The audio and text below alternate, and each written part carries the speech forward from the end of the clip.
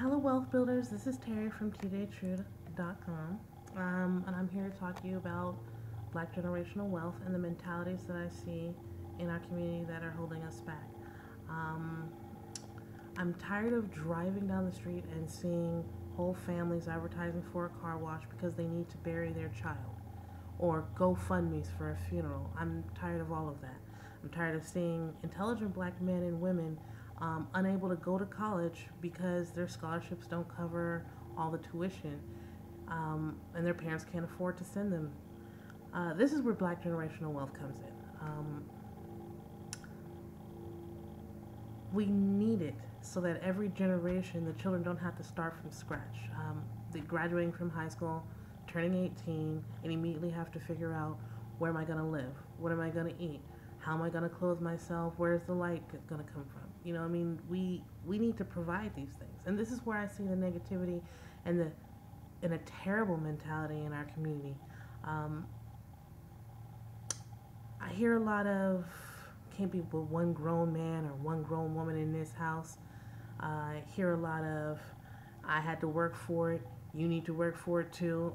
You won't appreciate it if I give it to you, or unless you work for it, as if you creating this child doesn't mean that you have a vested interest in seeing them walk farther and stand taller than you did in your life. That's the problem, for lack of better words, is we're haters towards our own children. Why would you want your child to suffer? If you think this is, think of it as like a team building sport, okay? If your child fails, then we all fail. And I'm not going to say give them a Ferrari, but if you think about the college scams going on in the media these days, Becky gave what, the price of a house to a coach so that they could lie and get her kid into school. I'm not saying lie, and I'm not saying scam. What I am saying is that you maybe pay for college tuition when they do get in. You know what I mean? Like we seem to be the only race who, I won't say we're the only race who does this, because there are people in every race who don't work towards their generational future.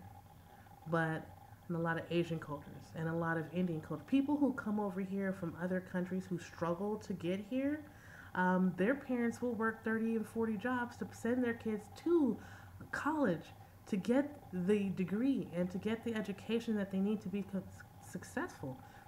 Like, it's the parents' job in those situations is to provide the future for the child, and I think that that's where we need to be more vigilant, is figuring out what we can do to create better futures for our children, which means creating black generational wealth. I don't want your child to come and have to work at Walmart for like 5 or 6 years when they're 22 years old. There's no reason.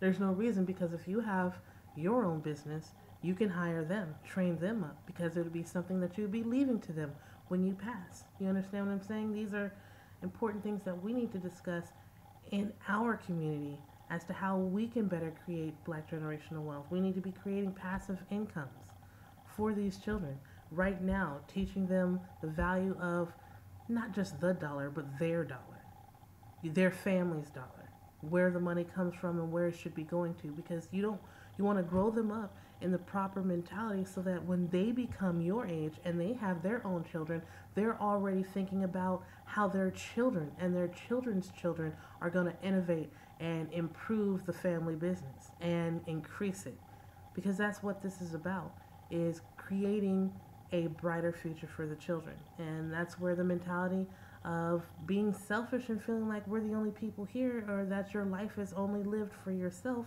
when you created an entire human being. Your life is no longer your own.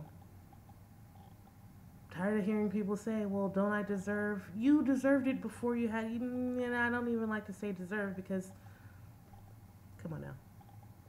Maybe you thought you deserved it before you had children, but you no longer have that option now.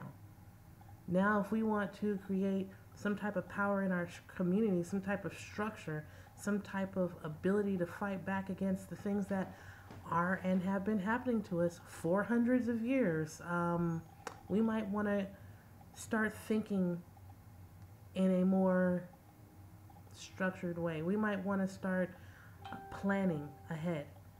We might not want to spend all our money in our own lifetimes because we can. Just because you have it doesn't mean that you can afford it.